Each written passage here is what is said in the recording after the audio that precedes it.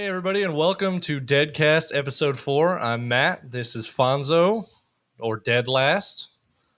We're going to talk about some games today, and we're going to jump right into it, starting with Apex Legends. So we are going to be jumping right into it, man. We are trying a couple of new things with the layout of the podcast itself. Why do I keep saying stream? I swear I don't do it on purpose. All right, so like Matt said, we are jumping right into Apex Legends, man. We have had so many good things to say about Apex Legends. For those of you who don't know, which is really odd if you don't know already, True. Apex Legends is the newest addition to the Battle Royale family. It's by EA or what's specific? Respawn Studios specifically, the guys that made Titanfall and Titanfall 2.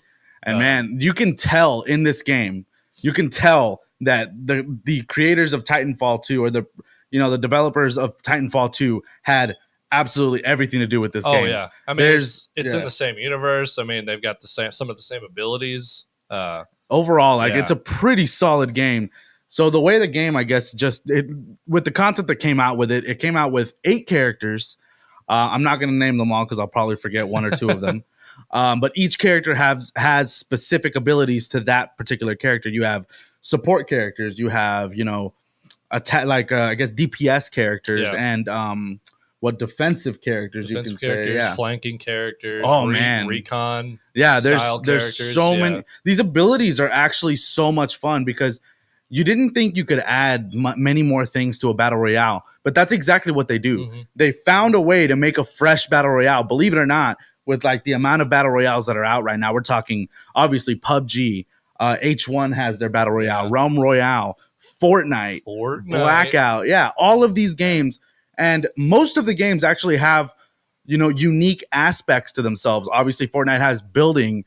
Blackout's just really fast-paced game. Realm Royale is actually, in my opinion, one of the closer games to this because it has abilities for characters. You can fly, you can high jump, like depending on the character you have, depending on the ability that you pick up now, because Realm Royale has been updated so many times. But this game, each character is just so unique, and each character makes it that much more fun to play every game. There's Wraith, who is by far one of the favorite characters. She is like the flank character. She has the ability to use portals. I think the best part about Wraith is the fact that you can literally be in the worst position against another team, and this is for the win. But her ult, she literally creates a wormhole. She starts a wormhole, and wherever she stops, she makes another wormhole, and your teammates can actually pass through that same wormhole. Mm-hmm. But it's not broken. At the same time, because it's got kind of a limited range, but it works perfectly. You can use it defensively to get out of a sticky situation, or you can use it offensively to go flank right behind the fucking enemy and come in and turn an unwinnable situation into a win. And at the same time, the wormhole isn't limited to your teammates. Your enemy can use it too. Mm-hmm. So that's one thing. You can think that you're using this wormhole to get away from your teammates or to get away from that enemy team, but they can literally just follow you through that same wormhole. Of course, you're going to have the advantage because you can just turn to your wormhole and wait for them to pop out. Yeah. But it does have an aspect that you really have to think about. If you're weak, your first, what's your first thing to do after you get out of a wormhole? You either try to run and get some hiding to try to heal, or turn around instantly and try to kill them. But it's give and take. Mm-hmm. So overall, that character alone is so sick. Or I just noticed recently there's a character called Pathfinder who has the ability to create zip lines or use his own zip lines to kind of maneuver around the map, which goes back to the fact that, yes, the Titanfall developer created this game. That is so Titanfall. You know? His ult is that he creates a zip line that everybody can use, and then his LB, his standard ability is literally the grappling hook from Titanfall and Titanfall 2. You can swing around, you can pull yourself go forward way faster. The maneuverability is just sick, and it's just not one character. Again, he might have his zip lines and his chains, but Wraith has her teleportation, or Bloodhound has his Blood of the Hunt. That ability is just so broken. Yeah, I think Blood of the Hunt is probably the most used ability out there right now. It's just so good, especially like late game. This game has so many good aspects to it, and we were both like blown away. Oh, absolutely! I was completely surprised. I was personally, I was upset because they said they stopped development on Titanfall 3 for this, but honestly, it's not a bad I'm not going to say replacement, but it's not bad to have in the meantime. It's really fun, and it's completely fucking free. Mm-hmm. It's the amount of polish put into it is the amount of like polish they put into Titanfall and Titanfall 2. And incredible. I don't know if this is credible or not. I did see an article that Titanfall 3 actually didn't get completely stopped. I think they are still doing Titanfall 3. So they said they stopped development on it to do this. So they're working on it, but they stopped working on it to put this out, and then they're going to continue. They're going to come back to it. Yeah. But honestly, like with the success of this game, I can honestly see them making like a whole team split, a team dedicated to Apex Legends and a team dedicated to Titanfall 3 because they still need to get Titanfall 3 out there. Like people are waiting for this game. I am. Titanfall is, and people will say maybe not, but everybody has their own opinion. Titanfall is like a very, very, very polished first person shooter. Yeah, like the mechanics are just so sick. Wall running, everything. The guns are sick. Titans are dope as fuck. Yeah. Ah, man, I can't get over the Titans. The Titans are so cool. It just gives a different aspect. So I think they did really fucking well with Apex Legends. Like, oh my god, to put out a game in the Titanfall universe with absolutely no Titans in it whatsoever, and still have it be this fun and this like cool is a major surprise to me. And it was almost like it came out of thin air. Yeah, it just dropped. I don't know if maybe there were like articles on it or pre-release like stories about it that I just didn't hear about. But I feel like that was mainly the thing with this game. Like it came out, all of our friends were just like, "Hey, new BR, let's play it." And then it turned out to be this spectacular battle royale game, and nobody saw it coming. I think they had like a small beta or something. I don't know. I seriously, for me, it came out of nowhere, and I was like, "Oh, guys that made Titanfall did it." And then I read that they stopped developing. You know, it's a spiral thing, but yeah, it kind of just dropped, and it's done phenomenally. So absolutely, far. Man. It's overall it's like great. the things that you get out of each character. It makes it really fun. It makes it a really enjoyable game, especially with the fact that you have only 8 characters out right now, but even only with those 8 characters, 2 unlockable characters. You do have to grind for Caustic and Mirage, which are by far 2 of like the funnest characters to play. You do have to grind, but in other news that I did catch today, starting March, Season 1 starts for Apex. Oh, okay. So March is Season 1, and they are bringing out their Battle Pass, just like any Battle Royale game has. They have their own Battle Pass, which they did say that new characters are being announced with the Season 1 Battle Pass. There's new characters, new skins, and everything, man. It's going to be so much fun. It's going to be great, man. Just literally today, they had the tournament. The Twitch Rivals tournament, and it had 600,000 viewers. 600,000 viewers just viewing Apex Legends, and it was freaking amazing. It was nuts. I mean, so what's crazy is the fluidity of this game. Not only makes it really easy to play, to like move, you can slide, slide down hills indefinitely. I mean, it just feels good to play. But it also feels it looks good to watch. Yeah. Like it's super fast paced. I would say it's the fastest paced battle royale out there. I mean, it's definitely on par with it's definitely on par with like Blackout. But the thing about Apex is their maneuverability, like the fact that they can slide down hills literally forever. Yeah. As long as you have a hill, you can slide down that hill, and it's so quick. We were literally, like I said, we were watching this tournament today, and the way that these pro players found like different ways of moving, like different ways of sliding, jumping around. Slide, jump, and then slide, jump. They were like, it looked like they were floating. Yeah, they were going so fast. But they constantly knew where they were going. It just shows you how freaking amazing, like how fluid this game is. The map for this is, I want to say it's smaller than Blackout, but it's it's compact, if that makes sense. There's a lot inside of it and a lot of verticality inside of it, but also all the areas in it are really unique. Yeah. So it's pretty easy to remember exactly where you need to go to grab certain weapons or to get to certain choke points. Or if anything, like how easy it is to get from one main area to another. Like there's very little space in between these areas. Unlike Blackout. Yeah, which has like Blackout. Tons of dead space in there. Everywhere, man. It's literally just like PUBG running simulator, man. Yeah. It's crazy because that was the one thing that was with PUBG. The map was fucking huge. Big. Yeah. But there weren't enough, points of interest in this map to make it worth. You're literally running for what feels like 10 minutes just to get into the circle or just to get into another town. And then you get sniped without even knowing where it comes from. So just the fact that they implemented these abilities like Bloodhound's Blood of the Hunt ability, where it actually marks them in red. And he even gets like a slight boost to his speed. It's so much fun, man.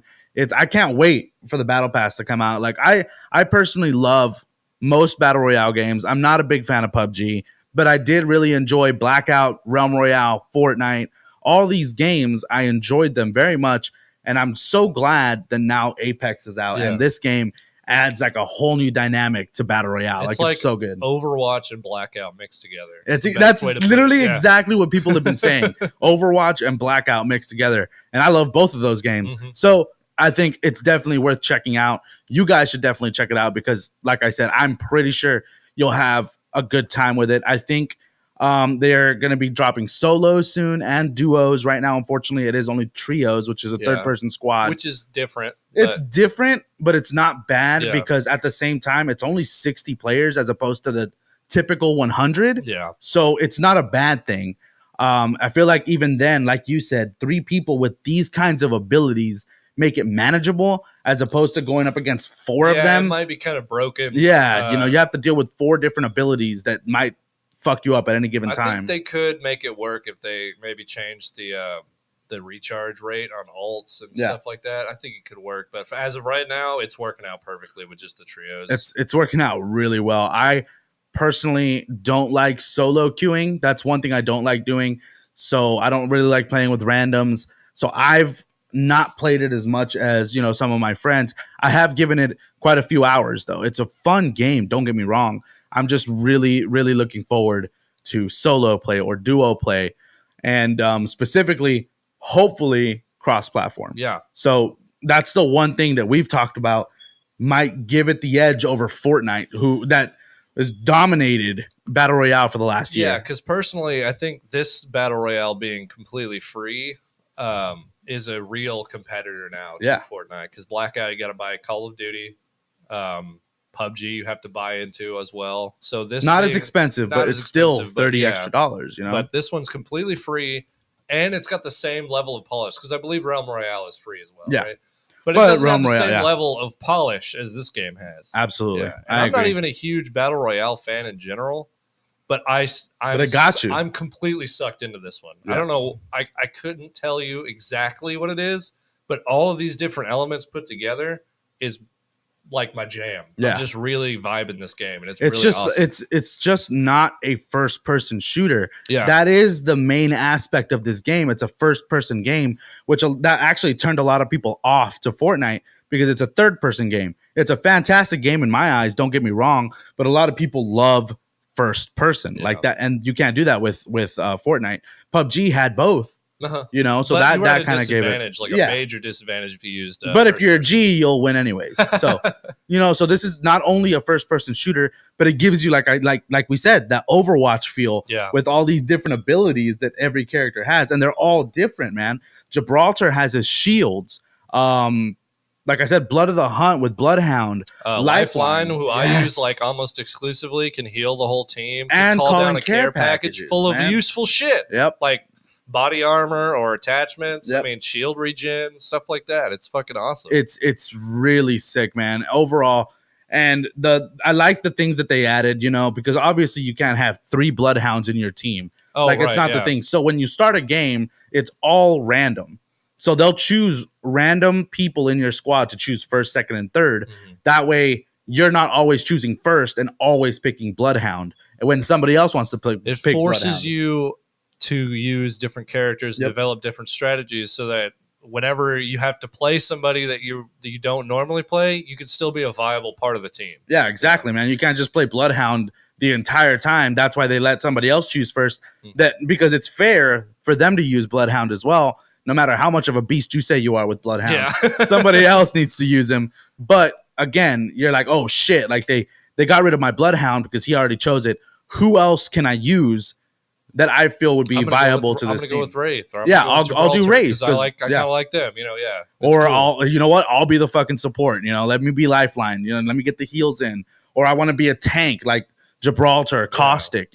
Like it's just so much fun, and it's actually worth it. To use different characters because of how fun and how different. Varied. That's the best way to describe it. Every character is varied, and they're completely different in abilities. None have any abilities that are similar in any way. I mean, it's all different, and it's great. I don't know how they're going to keep that up, but I'm excited to see what those new characters. I'm sure if there's people out there calling a Titan, oh my God, I would need them to stop at that point. That'd be too much. But like maybe there might be a person whose ability is to call in like a suit of armor or something, or they can they can get like a suit of armor. It's Titanfall. I mean, there were Titans, and there's possibilities everywhere. So there's definitely possibilities for like tons of new characters. Just like Overwatch, man, they keep coming out with new characters that have different abilities, and some of the characters are the same in a sense, but they have their own unique like powers, that make the game, that make your team more viable, or that can help you with winning that game, which is so much fun, man. I'm super happy with the way it turned out, and you guys should definitely check it out because it's, like I said, it's free. Sorry, I didn't mean to interrupt you, but they have that respawn system also. The respawn system. It keeps you in the game a little bit longer. So if you die, you can pick up your buddy's tags. You can go to these points and revive them. It takes some time, but it does add some longevity to the games. Unfortunately, you do spawn with nothing, right? But if you're pretty close, typically you can get back in. Yeah, typically you're out once you're dead. But typically, they have a spawn system right next to like where you died. So if you're in the clear and your team managed to kill the team that killed you, you can just run right back to your items and pick them back up. So yeah, there is that longevity, unlike every other battle royale, where if you get thirsted, which is quite possibly the most irritating thing in a battle royale, is just automatically getting thirsted. You're done. You have to watch your team play the rest of the game when nobody wants to do that. Right. So that's just another thing that this game added that's just so cool. Yeah, and unique. You feel like there's already 6 battle royale games out. They've done it all, but then there's another one that just gives that little aspect. So it's really cool. Definitely check it out. And we should probably move on to some other topics. Some news. Should be fun. So another thing that we actually wanted to talk about, and it's pretty big. It's pretty heavy. It's heavy shit, man. I honestly just heard about this. Now, apparently this has actually been going on for a little while, or there's been there's been word, there's been talks about this happening, but it's actually fucking happening now. And that is Activision Blizzard doing layoffs on like 8% of their entire company. So if you didn't know, Activision and Blizzard actually have about 9,000, almost 10. Employees. They have almost 10,000 employees between King Studios, Blizzard Entertainment, and Activision itself. So 10,000 people work for these companies, all accumulated. For the last little while, they've actually been saying there's been talk about layoffs in between these 3 businesses, in between these 3 developers, these companies, and it actually is happening now. So 8%, that's about 800 jobs are being lost. Now, that happens. Okay, I get it. Layoffs happen. Businesses do restructuring. Right. It's all the fucking time. I get it. But there's some things that are just fishy. It doesn't make any sense. Yeah. So there's actually articles out. The CEO of Activision's been talking about it. They're trying to make it pretty because it's not a pretty thing. They're just trying to cover themselves. So obviously there are holes in these people's conversation. There's holes in their statements. Specifically, one that I read on an article that was released by Activision. Well, it was given to Kotaku. So Kotaku got the statement. It was a statement given to Kotaku in an interview. This actual statement was It says Activision Blizzard CEO Bobby Kotick told investors that the company had, and here's the quote that doesn't make any sense. Like, it really doesn't. I'm so baffled on it. They're saying Activision Blizzard once again achieved record results in 2018. Record results in 2018. That's financially. Yeah, that means sales, they made transaction sales. They made so much money. Yeah, so much money. But what really messes up here, and I feel like he fucked up by saying this because everybody caught on to it.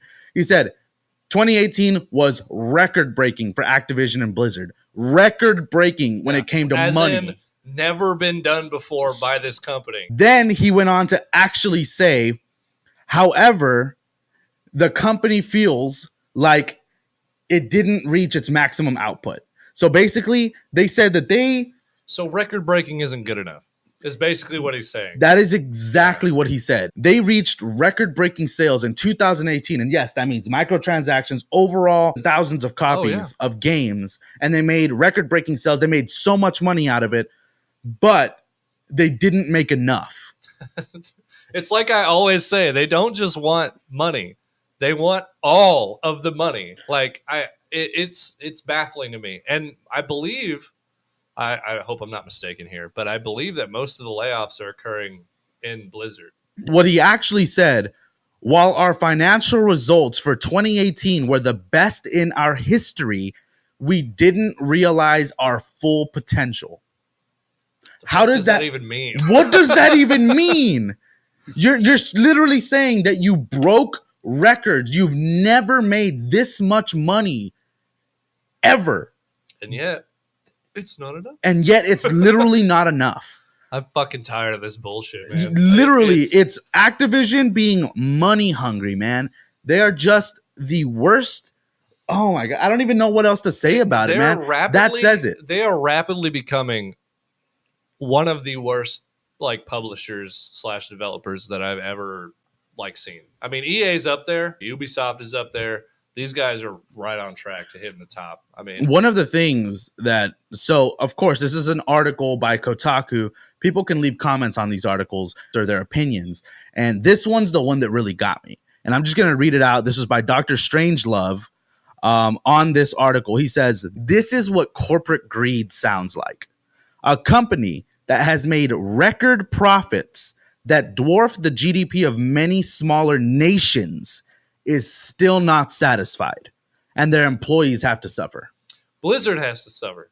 One of the best companies out there. Yep. I mean, they pour so much love into WoW. Granted, what people bitch and moan about. Yeah. But I mean, they make their games and they keep them updated and they work hard on them. And ever since Activision acquired Blizzard, we have all kind of just been waiting for something like this to happen because it went over so smooth. This was almost inevitable in my eyes. Something like this was going to happen. But on the scale that it's happening and the reason why it's even happening is baffling. Yep. I just don't fucking get it. I mean, I get it. It's fucking greed. But I don't understand how blatant you're gonna be about it. How brazen to say, oh, we're record breaking, but it's not enough because we can make more money. Record break.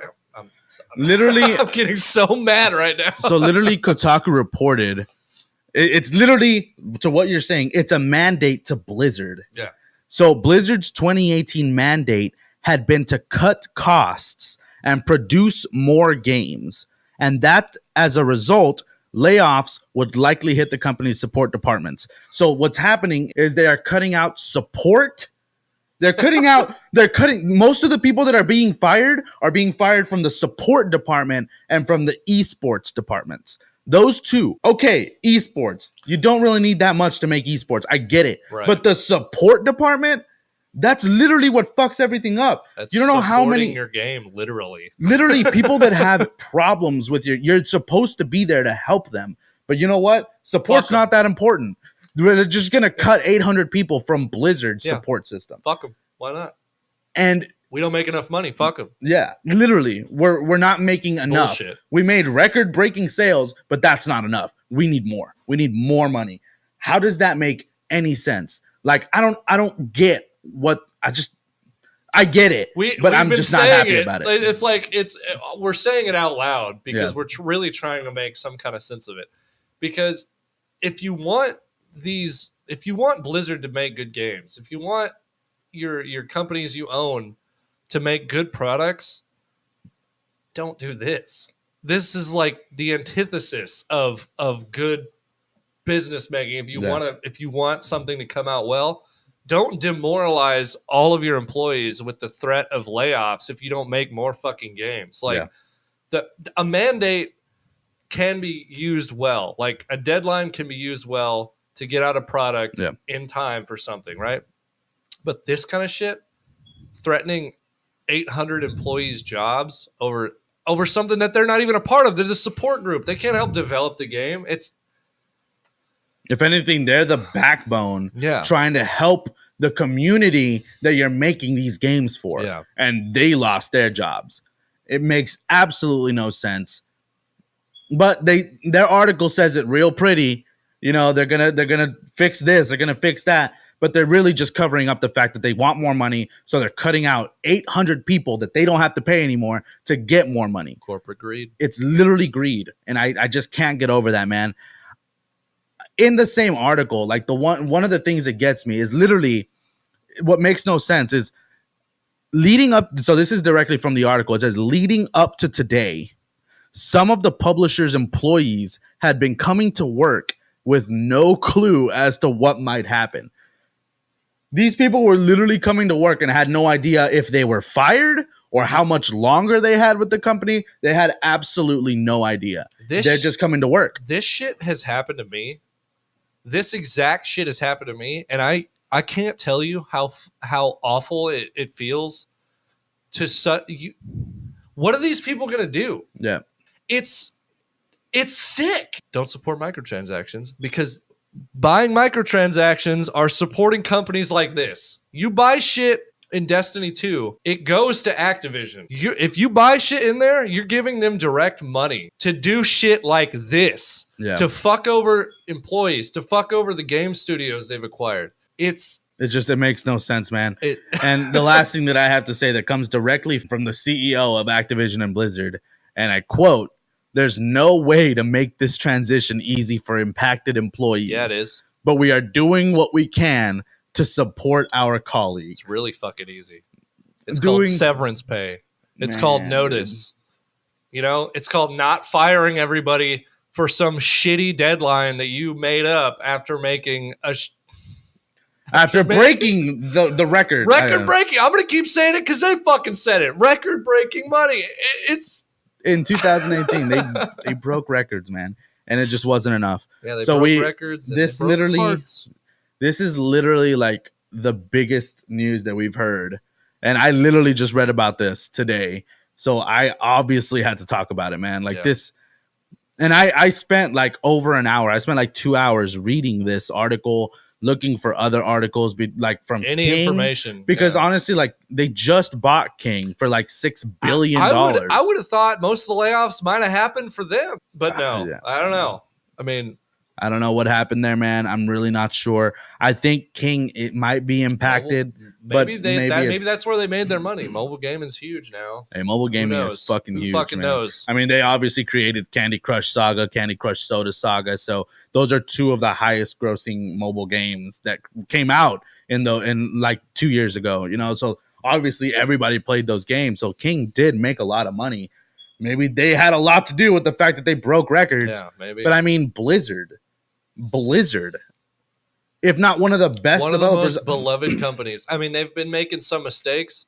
Yeah. But I'm going to say most of the mistakes didn't start happening until Activision bought them and it became Activision Blizzard. My personal opinion, they've had some rough patches, but I love Blizzard. I own every single one of their games. I love them. And I didn't start seeing a downward trend up until this acquisition, and now it's just getting worse. It comes to the point where it feels like the end of an era almost. Maybe this is the end of Blizzard. And we're not saying that Blizzard is going to be completely eradicated here. There's obviously no chance of that happening. It's Blizzard. Yeah. You will literally be hated if you're the one that took down Blizzard, your own company took down your own company, basically. Yeah. But we were also saying, is like, what if this was one of the reasons that Bungie left? Yeah. Like, I firmly believe so. Yeah. It makes sense. Yeah. Bungie leaves weeks, if not a month or two, before this article comes out, before this actually starts happening. Bungie just bails. They take off. Maybe that had a lot to do with it. Maybe there's something IP going and on. They fucking bounce, and it makes complete sense to me. It makes. I'm sure there had to be talks of this kind of shit going on for at least 6 months, if not a year. A year. I mean, companies just don't do shit like that overnight, especially when they make so much money like this. Yeah. They saw an opportunity to, like I said, make all of the money, and they fucking took it at the expense of hardworking employees. Yep. It's not a fun topic. It's not good at all. People losing their jobs is never a fun thing. But you know what? It's like I said, companies restructure all the time. It's happening with that one vehicle company right now. I don't know who it is. I forgot. It happened like this past year, late last year. They're restructuring, so a lot of people lost their jobs. But the fact that they didn't put out this, they're restructuring probably because they weren't making enough money. Yeah, But your company is restructuring because you're making too much money. No. Technically, to them, it's not enough. Technically, to them, it's not enough. Record breaking. It's not enough, dude. It's not enough. It's not enough. Okay, so that's the state. That's the state of gaming right now. Record breaking sales aren't enough. And that's not going to stop. I don't think that's going to just be with Activision. No. I mean, the same business practices that Activision has, you can see them in EA. You can see them in Ubisoft. You can see them in all of these huge AAA developers and publishers. I mean, it's all becoming one big amalgamation of microtransactions and live services and all this stuff. So I think I want this to be turned into something good. I want this to be a turning point in the industry, but unfortunately, I know it's not. It's just not the way it's coming down to be. So hopefully there's more updates. I'm pretty sure nothing's going to change the fact that those people are going to lose their jobs. It's like I said, not a pretty subject. It's really fucking sad, to be honest, that people are losing their jobs working for probably a company that they've wanted to work for their entire gaming life. Want to work for Blizzard? Yeah, right? Most of these employees are probably like, they're just working, like us. They're like you and me. Yeah, I mean, we're working for Blizzard. I've been playing World of Warcraft since I was fucking 9. I don't fucking know, but these people are the ones that probably love their jobs, probably love the developer that they're working for, and feel blessed to be working for that developer. And Activision's just gonna fuck their life up. So, and hopefully they can find work in the same kind of field for someone else. But it's ultimately up to them. We just didn't. We needed. We had to get this out. We had to get that out. It's not. We want as many. Right. We want to shotgun this out to as many ears as we can. Yeah, man, and hopefully we get some more updates on that soon. So with that, that's all we had. Those were a short news thing where Microsoft changed their Microsoft Studios is now Xbox Game Studios, which is, I mean, much smaller piece of news. It's a really small piece of news that could lead up to bigger things. Yeah. Maybe a new console. Maybe just new updates to Microsoft in general or Xbox Game Studios. More first-party games, something. With the fact that there's leaked news about the new PlayStation console out there, maybe they're just trying this whole new aspect to like their new Xbox or the updated Xbox that they're gonna, because they've even said 2020 is the year, man. They're gonna release something, or they're gonna do something huge to rival Sony. So maybe this is just the beginning, man. Changing their names from Microsoft Studios to Xbox Game Studios. It's a super small piece of news, but we're pretty excited about it, and we're waiting for more updates as they come out. Yeah, there's really not much other than that, but this is all speculation at this point. But and the more updates that come out, obviously we're going to be talking about it more, especially for us. We've had Xboxes our entire lives. We love Xbox. So this is definitely something that we want to see get better. And I'm excited for a new Xbox console. That'd be super this sick. Generation's been out long enough. Yeah, exactly. And the X, for what I heard, has been a spectacular console. So to top that, we'll see. And to top a new Sony PlayStation. So because those are hard to beat. But man, it's been a dope episode. We're definitely keeping it under 40 minutes, so you guys enjoy it. Yeah. Thank you so much for making it this far. If you made it this far, please be sure to like, subscribe, and trigger the bell. Ring that bell. Because it helps. It helps a lot. Thank you guys so much. Be sure to share this video with your friends. Let them know that you're just trying to support two guys. Please, I need the attention. Without it, I'll die. You're trying to support two guys just trying to, talk about what they love, and that's video games. So thank you guys once again.